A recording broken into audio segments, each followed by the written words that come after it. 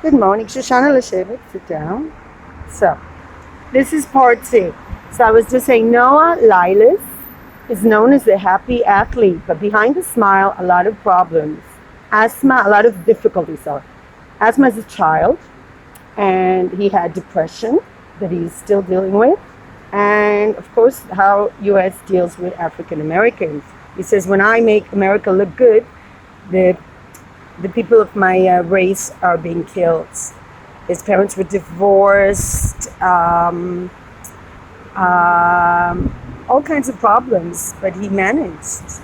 He says, I managed to learn how to set goals and follow through. Amazing. So he's done very well.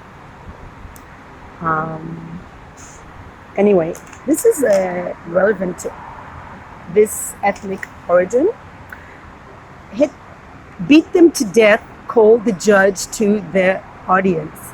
So this is a story. This month, this is history. What happened 100 years ago. So it talks about the history of the Jews in Austria, the big Jewish community that used to be in Austria, among them Sigmund Freud and many other prominent people. So one of which I'm reading a book by Franz Werfel, The 40 Days of Musadag, about the Armenian genocide. Little did he know that at the time that there would be another genocide. So in 1920, that was before 13 years before Hitler came into power, there was a Koch Vienna. Koch is a Jewish football athletic club and was Zionist. They had connections with other Jewish clubs because Jews were excluded from clubs. As you might know, there was discrimination, so they were able to participate in athletic activities. In August 1920, after the Jewish group managed to come to the league, the minor league in Austria, they went abroad. They went to North Germany. There was a prize. Said Egon Volk, the youngest star, remembers what it was like. Said the 1920 was a big turning point in German soccer. It became very popular. And then Austria became a huge power in Europe. So it became very important, competing with Germany. So they came to a city called Chemnitz, and 6,000, how do you say, the audience, the viewers, many of them fanatic of the hosting German team, watched the game. And there was 1-2, and there was Joseph Greenfeld had a foul against him, so he took the leg of the player that kicked him in the chest and pulled him down to the grass. And the judge had a reaction. He wasn't neutral, and he called, as he whistled for the end of the game, he called thousands of viewers, beat them to death. And hundreds of viewers came into the field, many of them holding rods, and they chased the players who were running to bicycles, to their bicycle path. And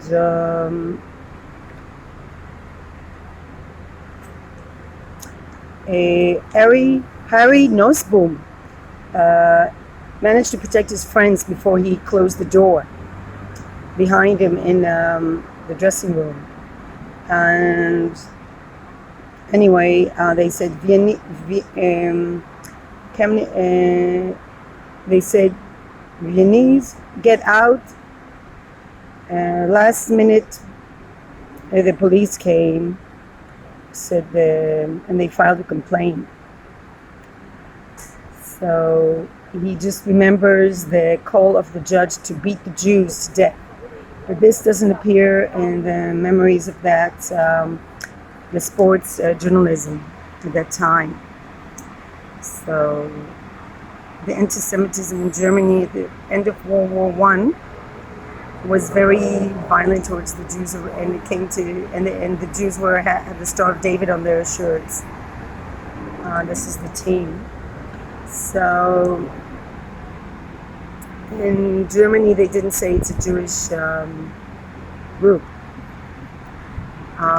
Then they had a game in Leipzig, and then Leipzig, Lindenau, and they were the Koch, the Jewish group, managed to beat them 2-1. The Viennese were really good. They said at the sports. Hundreds of soccer fans were celebrating in town,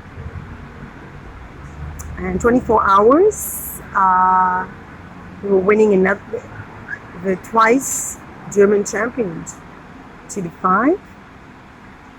So, and the last one against Eintracht Braunschweig, they managed again. Games in Berlin and Prague on the way to Vienna were cancelled, and the group came home injured.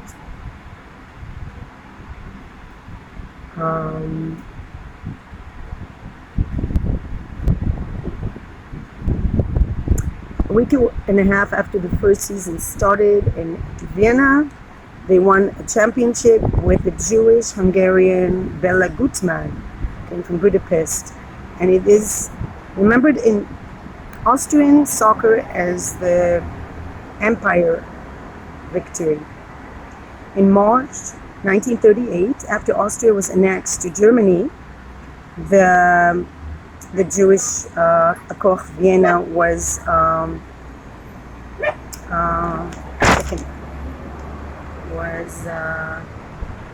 no longer existed, and after the war, they began again. Interesting. I never liked soccer to read too much about soccer, but yeah. Another story: in Israel, in Berlin, is demonstrating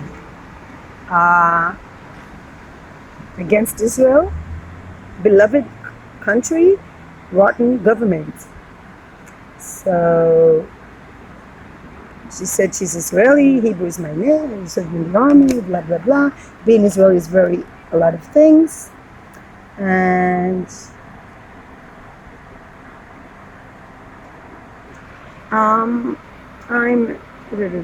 have a right to do it, Miriam.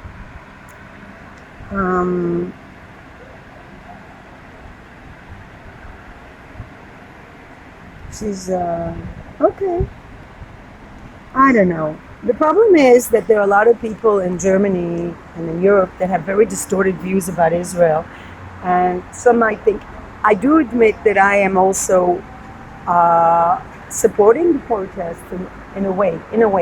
I do, definitely. I think Netanyahu is a brilliant diplomat. We got the United Emirates peace agreement now. Let's hope it lasts. But, however, I'm not sure this is the right thing to do, because I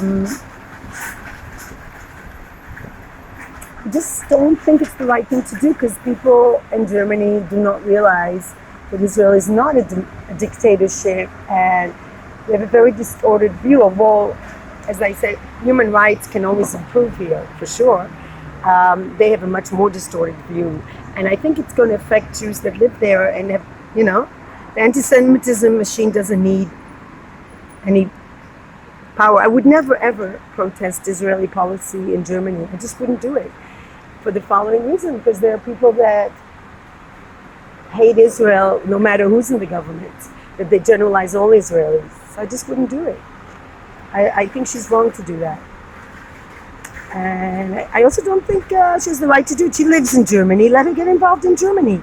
Let her get involved in whatever is happening in Germany for human rights in Germany. I'm sure there's things. So, I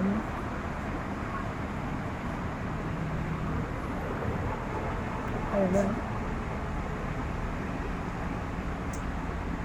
I think it's going to be warm. 31 degrees. Let's end with the frog. Frogs are, they're either monogamous or they are polymorph. They go for a lot of partners. So all the frogs have this. Some of them have like group relationships that has several females and one male. And one of them, this river frog in Brazil, will have two females and only two females. Oh, that's nice.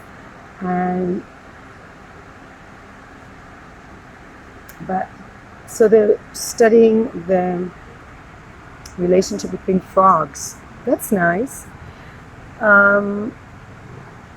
So the frogs are fighting on territory by beating their opponents with their feet, with their sticky feet. In places where there's water, the male and female will choose many partners. But when there's not such good places and the males don't have a home, then the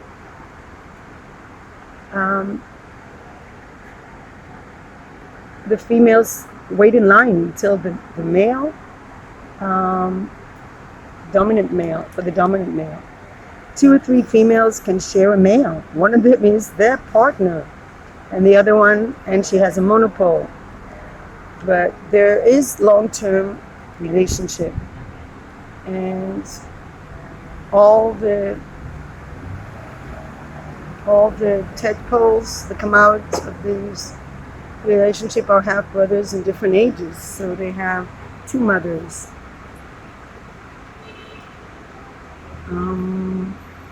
The females are not always happy when they can share. Some of them try to eat the eggs in order to that he were laid by the other female.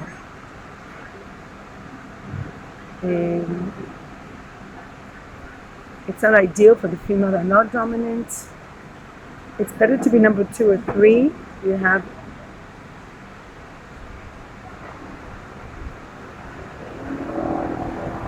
so it's interesting knowledge. I didn't get that really.